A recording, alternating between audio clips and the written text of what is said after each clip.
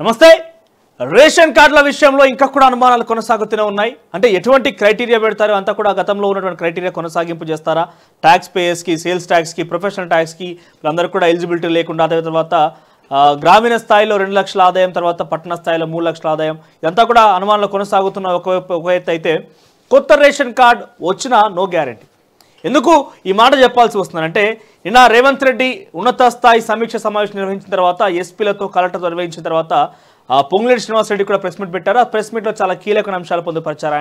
ఆయన చెప్పిన మాట ఏంటంటే, తెల్ల రేషన్ కార్డు ఉన్న వారికి ఈ యొక్క పథకాలు ఏవైతే ఉన్నాయో 5 పథకాలు, ఏదది గృహలక్ష్మి, మహాలక్ష్మి, ఇందిరమ్మ ఇల్లు, చేయూత, ఆ తర్వాత ఇతర మరొక 6 గ్యారెంటీలకు సంబంధించిన అంశాల్లో చూస్తే కనుక రైతు భరోసా. సో ఈ 5 గ్యారెంటీలకు సంబంధించి అంశాలని పథకాల ఈ యొక్క 5 గ్యారెంటీలకు సంబంధించిన అంశాలని ఇవన్నీ అమలు అవ్వాలంటే దాన్ని డెఫినెట్గా రేషన్ కార్డు ఉండాల్సిందే. అది ఎప్పటి నుంచి దరఖాస్తులు తీసుకుంటున్నారు, సమస్యల గురించి కానివ్వండి, లేకపోతే మీ యొక్క అప్లికేషన్స్ అన్ని కూడా 20వ తేదీ నుంచి దరఖాస్తులు తీసుకుంటున్నారు.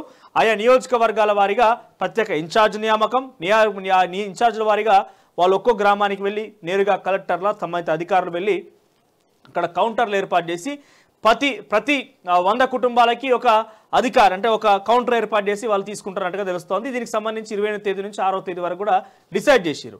ఇక్కడ మనం చాలా స్పష్టంగా గమనించాల్సిందేనంటే, పొంగులేటి శ్రీనివాస్ రెడ్డి చెప్పిన మాటలు చూస్తే తెల్ల రేషన్ కార్డు ఉన్న వారికే ఈ పథకాలు అంటే, ఇక్కడ మనం చూస్తే కనుక గతంలో ఉన్నటువంటి రేషన్ కార్డులకే తప్ప కొత్తగా వచ్చే రేషన్ కార్డులు ఇప్పుడు అమలు చేస్తారా? ఇప్పుడు వాళ్ళు ఏమంటారు, రేషన్ కార్డు లేకపోతే రేషన్ కార్డుకి సంబంధించిన సమస్య కూడా అందులో పొందుపరచండి, రేషన్ కార్డు లేదని పొందుపరచండి, రేషన్ కార్డు వచ్చిన తర్వాత మీకు పథకం అమలు చేస్తాం, మరొక రేషన్ కార్డు దరఖాస్తు 20వ తేదీ నుంచి తీసుకుంటామని చెప్పి కనుక చెప్తే ఆ యొక్క ప్రక్రియ పూర్తయి ఎవరెవరికి రేషన్ కార్డు ఇవ్వాలి, ఎవరికి వైట్ రేషన్ కార్డు ఇవ్వాలి, ఎవరు నిజంగా ఎలిజిబిలిటీలో ఉన్నారు, ఎవరు నిజంగా బీపీఎల్ కిందనే ఉన్నారు, ఎవరికి అని చెప్పి చాలా క్లియర్గా ఒక ప్రతిపాదన తీసుకొని 8 సవరణలు, అంటే గతంలో ఉన్నటువంటి రేషన్ కార్డులో కొంతమంది వెనక్కి ఇచ్చేయడం లాంటివి కావచ్చు, లేకపోతే కొంతమంది మరణించే వాళ్ళకి సంబంధించిన అంశాలు కావచ్చు, లేకుంటే కొత్తగా రేషన్ కార్డు అంటే కుటుంబం నుంచి వేరైపోయి ప్రత్యేకంగా వాళ్ళ కుటుంబం ఏర్పాటు చేసుకున్న రేషన్ కార్డులు కావచ్చు, ఇటువంటి చాలా అనేకంగా సవరణలు ఉన్నాయి. అంటే సుమారుగా ఇప్పటి వరకు తెలంగాణ రాష్ట్రంలో 1,20,00,000 రేషన్ కార్డులు, 1,20,00,000 రేషన్ కార్డులు ఇప్పటి వరకు ఉండి ఉంటే, దీంట్లో సుమారుగా 75% అంటే 75 లక్షల రేషన్ కార్డులు ఎఫ్ఎస్సి అంటే నిజంగా బీపీఎల్ కింద ఉన్నవి. మిగిలిన అందరూ కూడా చాలామంది డిలీట్ చేయాల్సిన వారివో, లేకుంటే వెనక్కి తిరిగి ఇచ్చేసిన వారివో, లేకపోతే వాళ్ళందరూ కూడా పింక్ రేషన్ కార్డు ఉన్నవారో రకరకాలుగా ఉన్నారు. అయితే ఇక్కడ ఏంది, ఈ 75,000 రేషన్ కార్డులో కూడా పలు సవరణలు చేయాల్సి ఉన్నది. అదే రకమైన సవరణలు అంటే, కొత్తగా ఒకవేళ మ్యారేజ్ కనుక అయి ఉంటే మ్యారేజ్ సపరేట్గా ఒక రేషన్ కార్డుకి సంబంధించి దరఖాస్తు చేసుకునే అవకాశం ఉన్నది. లేదా ఈ కొత్త రేషన్ కార్డులో గతంలో డిలీట్ చేయాల్సిన వాళ్ళు ఉన్నా, లేకుంటే ఇంటి పేర్ల తదితర అంత అంశాలను కూడా మార్పు చేర్పులు చేయాల్సిన అవసరం ఉన్నది. కొంతమంది గతంలో ఏదైతే పాత ration card, old ration card, VIP అనే రేషన్ కార్డు ఉన్నప్పుడు, ఆ యొక్క ఈ నెంబర్తో స్టార్టింగ్ రేషన్ కార్డు ఉన్నప్పుడు అప్పుడు అందరి పేర్లు ఉండేవి. ఎప్పుడైతే కొత్త రేషన్ కార్డు అని చెప్పి రాష్ట్ర ప్రభుత్వం కొత్త రకం రేషన్ కార్డు ఇచ్చిందో, ఈ రేషన్ కార్డులు అప్పుడు ఏమైపోయింది, దీంట్లో చాలా మంది కూడా డిలీట్ అయిపోయిన పరిస్థితి. కారణం ఏందో తెలియదు కానీ డిలీట్ అయిపోయారు. సో ప్రస్తుతానికి ఈ యొక్క సవరణ కూడా చేయాల్సి ఉన్నది. అంటే ఈ సవరణల్ని ప్రస్తుతం ఎప్పటి నుంచి తీసుకుంటారు, 28వ తేదీ నుంచి దరఖాస్తు తీసుకుంటారు, 28th of December నుంచి ఈ దరఖాస్తులు తీసుకుంటారు. అంటే ఈ లోపుగా ఉన్న వారికి మాత్రమే, అంటే ఈ 75 లక్షల రేషన్ కార్డులు ఏవైతే ఉన్నాయో ఈ లోపల ఈ సవరణలు లేకుండా ఉన్న వారికి మాత్రమే, అంటే సుమారుగా ఈ డిలీషన్ వెనక్కి తిరిగి ఇచ్చేయడం లాంటి దాదాపుగా 10 లక్షల వరకు జరుగుతాయి ఈ 75 లక్షలు కూడా. సో అంటే కేవలం ఒక 60 లక్షల కుటుంబాలకు మాత్రమే ఈ యొక్క 5 గ్యారెంటీలకు సంబంధించి. దాంట్లో మరి ఎంతమంది ఎలిజిబుల్లో ఉన్నారు, రేషన్ కార్డే ప్రతిపాదికత, రేషన్ కార్డే ఎలిజిబిలిటీ. మరి దీంట్లో చూస్తే రేషన్ కార్డు రైతు భరోసా గురిందా, అందరికీ రైతు బంధు పథకం వచ్చే అవకాశం ఉంటుంది, ఎందుకంటే రేషన్ కార్డు బిలో పవర్టీ లైన్లో ఉన్నారు కాబట్టి. ఆ తర్వాత చేయూత అంటే ఆసరా పింఛన్ లాంటి పథకాలు వచ్చే అవకాశం ఉన్నది. ఆ తర్వాత మహాలక్ష్మి పథకాలు లాంటి పథకాలు కూడా వర్తింపు జరిగే అవకాశం ఉన్నది. ఇక ఏంది ఒక ప్రధాన ప్రతిపాదికన అంటే, గృహలక్ష్మిని అయితే 2,500 రూపాయలు ఇస్తారని చెప్పి అందరూ ఆశిస్తున్నారో, అయితే 2,500 రూపాయలు ఇవ్వడానికి ఒక నిబంధన ఏంటంటే, ఎవరైనా ఈ రేషన్ కార్డులో సుమారుగా ఒక రేషన్ కార్డు కింద ఒక 4 సభ్యులు ఉంటే కుటుంబంలో, ఈ సభ్యుల్లో ఎవరికి ఒకరికి పెన్షన్ వచ్చినా, ఏ ఒక్కరికి పెన్షన్ వచ్చినా ఇక్కడ రేషన్ కార్డు కట్, 2,500 రూపాయలు కట్. లేదా ఈ రేషన్ కార్డులో నలుగురు కుటుంబ సభ్యులు ఎవరో ఒకరు ప్రభుత్వ ఉద్యోగి ఉన్నా రేషన్ కార్డు కట్, ఈ నలుగురు సభ్యుల్లో ఎవరో ఒకరు ఐటీపీ చేసిన రేషన్ కార్డు కట్, ఇట్లా తదితర అంశాలు పూర్తిగా బేరీజు వేసుకొని ఈ రేషన్ కార్డు ప్రతిపాదన చేయాల్సి ఉంటుంది. ఒకవేళ నిజంగానే ఈ 20th డిసెంబర్ నుంచి అప్లికేషన్ స్టార్ట్ అయితే సరే, ఈ 6 గ్యారెంటీలకు 5 గ్యారెంటీలు ఏవైతున్నాయో దానికి సంబంధించి రేషన్ కార్డే ప్రతిపాదికనే కాబట్టి కొత్త రేషన్ కార్డు అప్లై చేసుకోవాలి. మరి 28th రేషన్ కార్డు అప్లై చేసుకుంటే దాని గురించి చర్చించి ఆ రేషన్ కార్డు ఫైనలైజ్ అయిపోయి 9.5 సంవత్సరాలుగా మనకు రేషన్ కార్డు లేదు. ఒక్కసారిగా ఇప్పుడు రేషన్ కార్డు అప్లికేషన్లు తీసుకుంటే సుమారుగా మరొక 20-25 లక్షల అప్లికేషన్లు వచ్చే అవకాశం ఉన్నది. సుమారుగా ఇంతమందిని కూలంకషంగా వాళ్ళ యొక్క విచారణ అంటే వాళ్ళ మీద వాళ్ళ డాక్యుమెంట్ పరిశీలించి ఎవరెవరికి రేషన్ కార్డు ఎలిజిబిలిటీ ఉన్నది, నిజంగా బీపీఎల్ కింద ఎవరెవరు ఉన్నారు, ఇవన్నీ కూడా బేరీజు వేసిన తర్వాత పూర్తిస్థాయి అధ్యయనం చేసిన తర్వాత రేషన్ కార్డు ఇచ్చే అవకాశం ఉంది. మరి దీనికి ఎన్ని రోజులు సమయం పడుతుందంటే సుమారుగా ఏం లేదన్నా 3 నుంచి 4 నెలలు.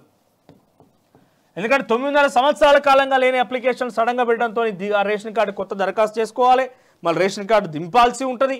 అంటే ఆ ఫోటో ఆ కుటుంబానికి సంబంధించి గతంలాగా ఫోటో వేయాల్సి ఉంటుంది. అని అన్ని బేరీజు వేసుకొని అది వస్తుందా రాదా తదితర అన్ని పరిశీలన అధ్యయనం చేసిన తర్వాత కొత్త రేషన్ కార్డు వస్తుంది. అంటే 3 నుంచి 4 నెలల సమయం. అంటే ఉన్న పలంగా ఒకవేళ గ్యారెంటీలు 100 రోజుల్లో అమలు చేయాలి అంటే ఇప్పటికే సుమారుగా ప్రభుత్వం ఫామ్ అయిపోయి 10-15 రోజులు కావస్తోంది. అంటే మిగిలిందల్లా సుమారుగా ఒక అంచనా వేసుకుని 90 రోజులు వేసుకుంటే కనుక 3 నెలలు. ఈ 3 నెలల లోపే పథకాలు అమలు చేయాలి. మరి రేషన్ కార్డు వచ్చేసరికి 3 నెలలు పడుతుంది. మీరు గమనిస్తే కొత్త రేషన్ కార్డు వచ్చేసరికి సుమారుగా అధ్యయనం చేసి పరిశీలన చేసి కొత్త రేషన్ కార్డు వచ్చేసరికి 3 నెలలు పడుతుంది. అంటే ఈ 100 గ్యారెంటీలు ఇప్పట్లో రాకపోవచ్చు, కాస్త సమయం పట్టే అవకాశం అయితే ఉన్నది. మళ్ళీ ఎప్పుడు మళ్ళీ క్షేత్రస్థాయిలో ప్రజాపాలన అది కొనసాగింపు చేస్తూ ప్రజా సరస్సులు ఏర్పాటు చేసి మళ్ళీ కొత్త రేషన్ కార్డు వచ్చినాక మళ్ళీ ఆర్జీలు స్వీకరించాలి. మళ్ళీ ఆర్జీలు స్వీకరించి దాంట్లో నిజంగా రేషన్ కార్డు వచ్చిన వారికి మళ్ళీసారి లెక్క ఏంది, ఈ రేషన్ కార్డు ఎవరైనా సభ్యులకి పెన్షన్ వస్తుందా, ఆ పెన్షన్ లేకపోతే ఇతర పథకాలు వస్తున్నాయా, ఇంకేమైనా ఎలిజిబిలిటీ ఉన్నదా, ఇవన్నీ బేరీజ్ వేసుకుని అప్పుడు ఈ 6 గ్యారెంటీలకు సంబంధించి అంశాలు 5 గ్యారెంటీలకు సంబంధించిన అంశాలు తెర మీదకి వస్తాయి. సో ఏంది ఇక్కడ కొత్త రేషన్ కార్డు 20వ తారీఖు నుంచి ప్రారంభమైతే ఈ గ్యారెంటీలు ఆల్రెడీ ఏవైతే 5 గ్యారెంటీలు చెప్పబడుతున్నాయి 5 గ్యారెంటీలకు సంబంధించి దరఖాస్తులు ఆల్రెడీ తీసుకుంటున్న నేపథ్యంలో ఈ పరిశీలించి అధ్యయనం చేసేసరికి ఒక 10-15 రోజులు నెల రోజులు కావచ్చినప్పటికీ తర్వాత రేషన్ కార్డులకు సంబంధించిన అంశాలు తెర మీదకి వచ్చి రేషన్ కార్డులు అప్పుడు తీయడం స్టార్ట్ చేస్తే సుమారుగా 4-5 నెలల సమయం బట్టే అవకాశం అయితే ఉన్నది.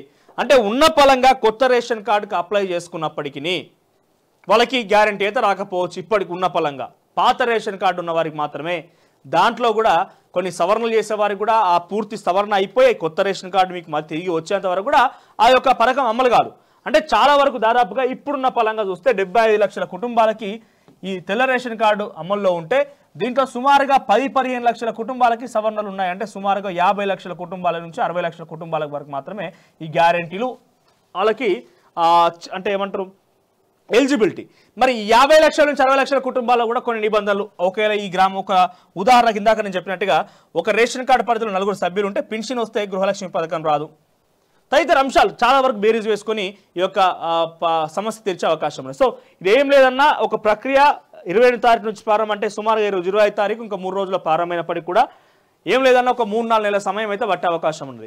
సో వెంటనే ఇవన్నిటిని ఈ రకంగా పలు అపోహలు పలు అనుమానాలు ఉన్నాయి కాబట్టి రాష్ట్ర ప్రభుత్వం యుద్ధ ప్రాతిపదికన తీసుకొని ఈ కొత్త రేషన్ కార్డు అనే అంశాన్ని కూడా, ఎందుకంటే 100 గ్యారెంటీలు ఈ యొక్క 6 గ్యారెంటీలు 100 రోజుల లోపనే అమలు చేస్తాం, పార్లమెంట్ ఎన్నికల కన్నా మునుపు అమలు చేస్తాం అన్నప్పుడు ఈ రేషన్ కార్డు విషయం కనుక కాస్త తాత్సారం కనుక జరిగి కొత్త రేషన్ కార్డు యొక్క విషయం కనుక లేట్ కనుక చేసినట్టయితే ఆ ఎఫెక్ట్ డెఫినెట్గా పార్లమెంట్ ఎన్నికలు పడే అవకాశం కూడా ఉంటుంది కాబట్టి కాంగ్రెస్ పార్టీ మీద అందుకు ముందుగానే చేయాలని ప్లాన్ చేస్తున్నప్పటికీ అది సాధ్యమవుతుందా అనే ఒక అంచనా మాత్రం అయితే ఉంది. సో చూడాల్సింది ఇక కొత్త రేషన్ కార్డుకి సంబంధించి నిబంధనలు ఏం పెట్టబోతోంది, ఒకవేళ ఈ రేషన్ కార్డుకి సంబంధించి 20వ తారీఖు నుంచి ఏ రకంగా దరఖాస్తు తీసుకోబోతున్నారంటే కనుక ఇది మనకి వాళ్ళు చెప్పేదంటే ఇక్కడ నేరుగా గ్రామ సభల్లో లేకపోతే ప్రజా సదస్సులో కాదు రేషన్ కార్డుకి సంబంధించి వాళ్ళు అప్లికేషన్ తీసుకునేది. వాళ్ళు ఎక్కడ మనం అంటే ఇక్కడ మాకు అన్ని రకాలుగా ఎలిజిబిలిటీ ఉందని చెప్పి మనం చూపించుకుని అప్లికేషన్ ఫామ్ ఫిలప్ చేయాలి. 1-2 రోజుల ముందుగానే ఈ ఫామ్ ఇస్తారట. సుమారుగా అంటే ఈరోజు గవర్నమెంట్ హాలిడే, రేపటి నుంచి 26-27 తేదీల్లో ఈ అప్లికేషన్ ఫామ్లు ఇచ్చే అవకాశం ఉన్నది. ఆ 2 రోజులు మనం ఫిలప్ చేసుకొని 28వ తేదీ నుంచి దరఖాస్తులు ఎప్పుడు మీ గ్రామ పంచాయతీలు ఎప్పుడు పెడతారో ఒక 2 రోజుల ముందుగా లేకపోతే 1 రోజు ముందుగా డప్పు చాటింపేసి ఆ దరఖాస్తుల తేదీని ప్రకటిస్తే ఎవరు వస్తారో ప్రకటిస్తారు. అయితే అప్లికేషన్ ఫామ్లు నింపుకొని మనం ఆ రోజు అక్కడ ప్రజా సదస్సులో మన సమస్యను దరఖాస్తు చేసుకోవాలి. సమస్య లేదా మాకు పథకం నుంచి దరఖాస్తు చేసుకోవాలి. ఈ దరఖాస్తు చేసుకున్న సమయంలో అక్కడ క్లియర్గా మాకు రేషన్ కార్డు కూడా లేదని చెప్పి దరఖాస్తు చేసుకోవాలి.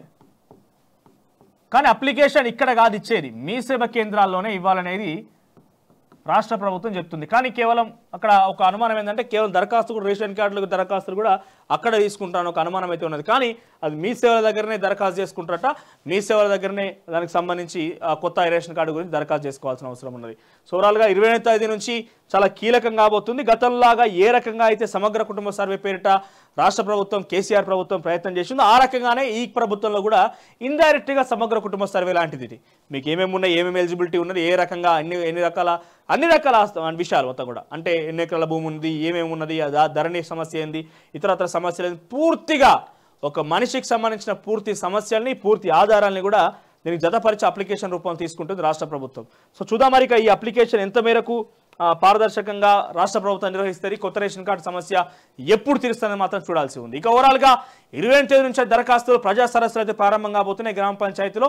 సో అన్ని చోట్ల ఒకే రోజు 25 తారీఖున ఉంటుందని చెప్పలేము, కానీ 28వ తేదీ నుంచి జనవరి 6 వరకు మీ గ్రామ పంచాయతీ పరిధిలో అధికారులు నేరుగా వచ్చి మీ సమస్య తెలుసుకోబోతున్నారు. మీకు సంబంధించి పథకానికి ఎలిజిబిలిటీ ఉంటుందా లేదని మీ యొక్క అప్లికేషన్ ద్వారా మీకు చాలా స్పష్టమైన అవకాశం ఉంది. సో చాలా వరకు కూడా దీని మీద అనేక అనుమానాలు అపోహలు కూడా ఉన్నాయి. మరి దీనికి సంబంధించి అధికారులు వచ్చే వరకు ఏం సమస్యలు తీరుస్తారో, ఏ రకంగా దీన్ని ముందు తీసుకెళ్తారో మాత్రం చూడాల్సి ఉంది.